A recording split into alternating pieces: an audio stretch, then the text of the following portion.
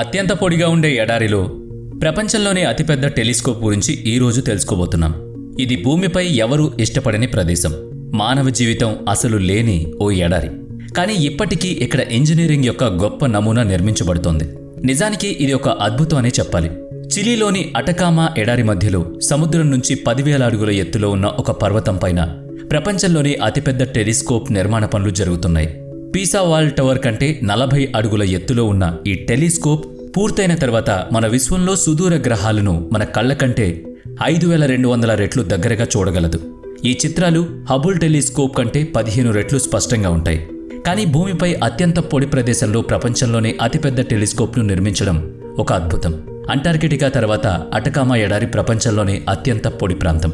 చరిత్రలో ఒక్క చుక్క కూడా వర్షం పడని కొన్ని ప్రాంతాలు ఇక్కడ కనిపిస్తాయి. ఈ టెలిస్కోప్ కాలంలో వెనక్కి వెళ్లి విశ్వంలోని మొదటి గెలాక్సీ నక్షత్రాలను మరియు గ్రహాలను ఎలా చూస్తుంది, భూమి లాంటి ఇతర గ్రహాలను కనుగొనడంలో ఈ టెలిస్కోప్ శాస్త్రవేత్తలకు ఏ విధంగా సహాయపడుతుంది. ముఖ్యంగా అటకామా ఎడారిలో ఫుట్బాల్ మైదానం పరిమాణంలో ఒక డూమ్ను నిర్మిస్తున్నప్పుడు శాస్త్రవేత్తలు మరియు నిర్మాణ బృందం ఎలాంటి ఇబ్బందులను ఎదుర్కొన్నాయి, ఇవన్నిటి గురించి ఈరోజు వీడియోలో మాట్లాడుకోబోతున్నాం. ఇది దక్షిణ అమెరికాలోని పసిఫిక్ మహాసముద్రం ముందు భాగంలో 1000 కిలోమీటర్ల విస్తీర్ణంలో ఉన్న చిలీలోని అటకామా ఎడారి. అంటార్కిటికా తర్వాత ఇది ప్రపంచంలో అత్యంత పొడి ప్రదేశంగా పరిగణించబడుతుంది. ఇక్కడ అగ్నిపర్వతాలు అధిక సంఖ్యలో కనిపిస్తాయి.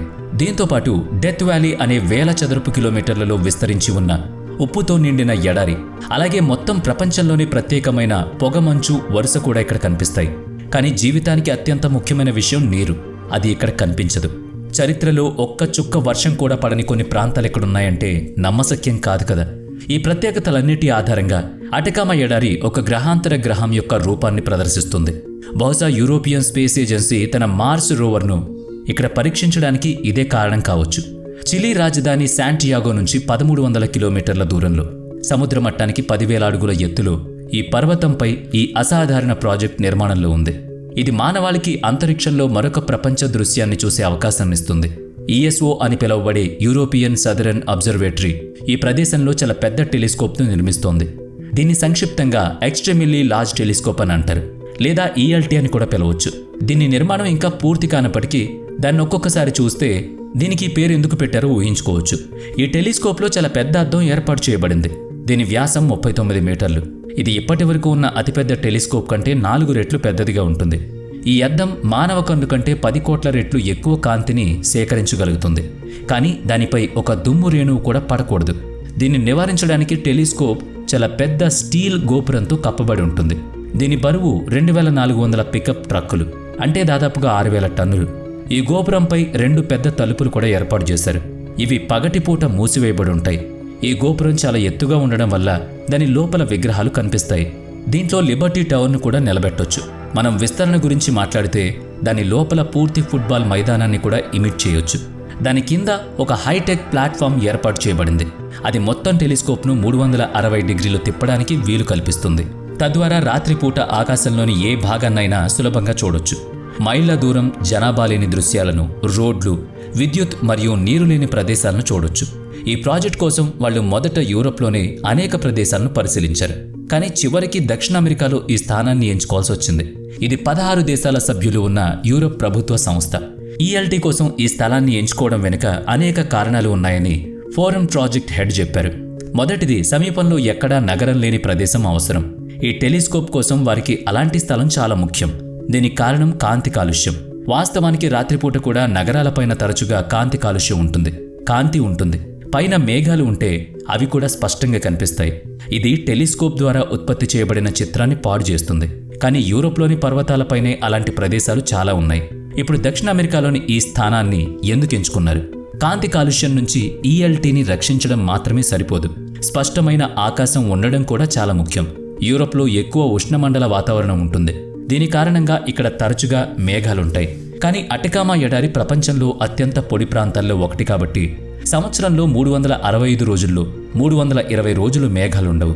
ఇది సుదూర గెలాక్సీలను చూడడానికి చాలా ముఖ్యం. 2010లో ఈ బృందం వివిధ ప్రదేశాల్లో పరీక్షలు నిర్వహించింది. చివరికి వాళ్ళు అటకామా ఎడారిలోని ప్రదేశం ఉత్తమమైందని కనుగొన్నారు. ఇది 3000 మీటర్ల ఎత్తైన సెర్రో అమెజాన్ అనే పర్వతం. కానీ సమస్య ఏంటంటే ఇతర పర్వతాల మాదిరిగా కాకుండా ఇది చాలా పదునైన పర్వతం. అంటే ఈ పరిస్థితుల్లో దానిపై ఎలాంటి నిర్మాణం సాధ్యం కాదు. కాబట్టి ఈ ప్రాంతాన్ని పడగొట్టి 7 ఫుట్బాల్ మైదానాలంత పెద్ద ప్రాంతాన్ని నిటారుగా చేయడం చాలా ముఖ్యం. 3000 మీటర్ల ఎత్తులో పదునైన పర్వతాన్ని పడగొట్టి దానిపైన ఒక పెద్ద మైదానాన్ని నిర్మించడం అంటే ఎంత కష్టమో ఊహించండి. ఈ పని ఎక్స్కవేటర్ల సహాయంతో చేయడం చాలా కష్టం, అలాగే ప్రమాదకరమైంది. కాబట్టి 2014లో నిర్మాణ బృందం పేలుడు పదార్థాల సహాయం తీసుకుంది. పర్వతం పైభాగంలో వివిధ ప్రదేశాల్లో రంధ్రాలు చేసి పేలుడు పదార్థాలు చొప్పించి రిమోట్ కంట్రోల్ ఉపయోగించి వాటిని పేల్చారు. ఈ ప్రక్రియలో పర్వత పైభాగం 100 మీటర్ల వెడల్పుతో పేల్చివేయబడింది. దీనిలో 47 లక్షల క్యూబిక్ మీటర్లు మట్టి ఉంది. మట్టి మరియు రాళ్లను తొలగించిన తర్వాత 1911 ఒలింపిక్ సైజ్ ఈత కొలనులను నింపొచ్చు. పైభాగాన్ని నిటారుగా చేసి పైకి చేరుకోవడానికి ఒక మార్గాన్ని కూడా తయారు చేశారు. కానీ ఇది ప్రారంభం మాత్రమే. పర్వతం పైన 7 ఫుట్బాల్ మైదానాల సరళి మైదానం తయారు చేశారు. కానీ అదే సమయంలో ఒక పెద్ద సమస్య తలెత్తింది. దీని కారణంగా ఈఎల్టీలోని ఇంజనీరింగ్ బృందం పర్వతం పైభాగంలో వివిధ ప్రదేశాల్లో సింక్ హోల్స్ ఏర్పడుతున్నట్లు గమనించారు. కానీ కొంత సమయం తర్వాత చాలా మచ్చలు వాటంతటా అవే కూలిపోయాయి. ఈఎల్టీ పునాది వేయడానికి అది అతిపెద్ద సమస్య. వాస్తవానికి పర్వతం పైభాగాన్ని పేల్చడానికి ఉపయోగించే పేలుడు పదార్థాలు పర్వతం యొక్క కేంద్రానికి చాలా నష్టం కలిగించాయి. రాళ్లలో పగుళ్లు కనిపించాయి. వివిధ ప్రదేశాల్లో మట్టి మునిగిపోవడం ప్రారంభమైంది. కొన్ని నెలల తర్వాత లోపల రాళ్లలో కదలికొచ్చింది. తర్వాత కొత్త సింక్ హోల్స్ ఏర్పడ్డాయి. ఈ సమస్యను పరిష్కరించడానికి ఇంజనీర్లు ఈ క్షేత్రంలో అనేక కసరత్తులు చేసి కంపన సహాయంతో భూమిని కృత్రిమంగా స్థిరీకరించారు. తద్వారా తయారు చేసిన అన్ని సింక్ రంధ్రాలను ఒకేసారి తయారు చేయొచ్చు. చివరిగా కంపన పద్ధతి పనిచేసింది. సింక్ రంధ్రాలను నింపడం ద్వారా పర్వతాన్ని మరోసారి స్థిరంగా మార్చారు. టెలిస్కోప్ పైభాగం సమతలంగా మారింది. ఈ మొత్తం ప్రక్రియ పూర్తి చేయడానికి తదుపరి 5 సంవత్సరాలు పట్టింది. ఇప్పుడు తదుపరి దశ టెలిస్కోప్ యొక్క పునాది వేయడం. ఇది సాధారణ పునాది కాదు. అటకామా ఎడారిలోని ఈ భాగం భూకంపాలు చాలా సాధారణంగా భూకంప క్రియాశీల ప్రాంతం. టెలిస్కోప్ యొక్క ఖరీదైన భాగాలను భూకంపనాల నుంచి రక్షించడానికి పునాదిని ఎగువ గోపురం నుంచి నేరుగా ఉంచారు. భూకంపం యొక్క షాక్లు లోహ గోపురం మరియు దాని లోపల ఉన్న టెలిస్కోప్ అద్దం వరకు చేరుకోవడానికి అనుమతించని అనేక హైడ్రాలిక్ షాక్ అబ్జర్వర్లున్నాయి. పునాది మరియు గోపురం మధ్య ఏర్పాటు చేశారు వీటిని. పునాది పని 2023లో పూర్తయింది. ఇప్పుడు టెలిస్కోప్ యొక్క అద్భుతమైన గోపురం వంతొచ్చింది. గోపురం యొక్క ఉక్కు నిర్మాణాన్ని పర్వతం కింద ఉన్న బేస్ క్యాంప్ వద్ద వివిధ భాగాల్లో నిర్మించారు. ఆ తర్వాత ఈ రిమోట్ కంట్రోల్ ట్రక్కులను భాగాలను పర్వత శిఖరానికి రవాణా చేయడానికి ఉపయోగించారు. ఇది ట్రక్కు చట్రాన్ని ఒక్కొక్కటిగా పర్వత శిఖరానికి తీసుకువెళ్ళింది. ఈఎల్టీ వైపు నుంచి కేవలం 20 కిలోమీటర్ల దూరంలో వెరీ లార్జ్ టెలిస్కోప్ లేదా విఎల్టీ అని పిలువబడే మరొక ఈఎల్టీ టెలిస్కోప్ ఉన్నందున ఈ నెట్వర్క్ ఇప్పటికే చాలా వరకు నిర్మించబడింది. వాతావరణంలో ఉన్న వక్రీకరణను గుర్తించినప్పుడు టెలిస్కోప్ చిత్రంలో ఉన్న అస్పష్టతను సులభంగా తొలగించవచ్చు. ఈ మొత్తం ప్రక్రియను అడాప్టివ్ ఆప్టిక్స్ అంటారు. M4 నుంచి అస్పష్టతను తొలగించిన తర్వాత కాంతి M5కి వెళుతుంది. ఇక్కడ చిత్రం సరిదిద్దబడి ప్రాసెసింగ్ కోసం పంపబడుతుంది. ఇక్కడ అతిపెద్ద ప్రశ్న ఏంటంటే ఈఎల్టీ మన సౌర వ్యవస్థ వెలుపల ఉన్న ఎక్సోప్లానెట్ల యొక్క ప్రత్యక్ష ఛాయాచిత్రాలను తీయగల టెలిస్కోప్ అవుతుందా లేదా అనేది. ఆ గ్రహంలో జీవం ఉండే అవకాశం ఉంది. ప్రస్తుతం ఈ ఎక్సోప్లానెట్లను ఇతర గ్రహాలు సులభంగా ఇండైరెక్ట్గా చూడగలవు. అవి వాటి నక్షత్రం ముందు ప్రయాణిస్తున్నప్పుడు మాత్రమే వాటి నీడ కనిపిస్తుంది. దీని ద్వారా మనం విశ్వం యొక్క ప్రారంభం రోజులను కూడా చూడొచ్చు. దీనికి సరళమైన ఉదాహరణ మన సూర్యుని మొదటి కిరణం. ప్రతిరోజు సూర్యుడు ఉదయించినప్పుడు మనం వాస్తవానికి సూర్యుని గతాన్ని చూస్తున్నాం. ఎందుకంటే సూర్యకాంతి ప్రపంచాన్ని చేరుకోవడానికి దాదాపు 8 నిమిషాలు పడుతుంది. హబుల్ స్పేస్ టెలిస్కోప్ విశ్వంలో 13.4 బిలియన్ సంవత్సరాల క్రితం కూడా చూడగలదు. అంటే దాని అర్థం 13.4 బిలియన్ సంవత్సరాల క్రితం విశ్వంలోకి వచ్చిన లైట్లను కూడా సంగ్రహిస్తుంది. దీనికి విరుద్ధంగా ఈఎల్టీ యొక్క 39 సంవత్సరాల పురాతన అద్దం కాంతిని గ్రహిస్తుంది. 100 మీటర్ల పెద్ద అద్దం 100 మిలియన్ సంవత్సరాల క్రితం నుంచి అంటే హబుల్ టెలిస్కోప్ నుంచి అంటే 13.5 బిలియన్ కాంతి సంవత్సరాల దూరంలో ఉన్న కాంతిని కూడా చూడగలదు. శాస్త్రవేత్తల ప్రకారం మన విశ్వం ఏర్పడడానికి దారితీసిన బిగ్ బ్యాంగ్ 13.8 బిలియన్ సంవత్సరాల క్రితం జరిగింది.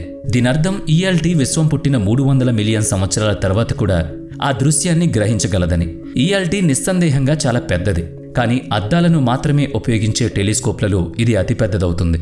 మనం ఖర్చు గురించి మాట్లాడుకుంటే ఆశ్చర్యంగా ఈఎల్టీ కోసం $160 మిలియన్ ఖర్చు చేసినట్లు అంచనా వేయబడింది. అది దాదాపుగా 13,600 కోట్లు. అంటే ప్రపంచంలోని ఎత్తైన భవనం బుర్జ్ ఖలీఫా ఖర్చుతో సమానం. దీని నిర్మాణంలో పాల్గొన్న నిపుణుడి ప్రకారం ఈఎల్టీ నిర్మాణం 2029లో పూర్తవుతుంది. పూర్తిగా సిద్ధమైన తర్వాత ఈ విశ్వంలో మనం నిజంగా ఒంటరిగా ఉన్నామా, లేదా వేల కాంతి సంవత్సరాల దూరంలో ఉన్న భూమి వంటి గ్రహంపై జీవం ఉందా? ఈ అతిపెద్ద ప్రశ్నకు సమాధానం దొరకొచ్చు.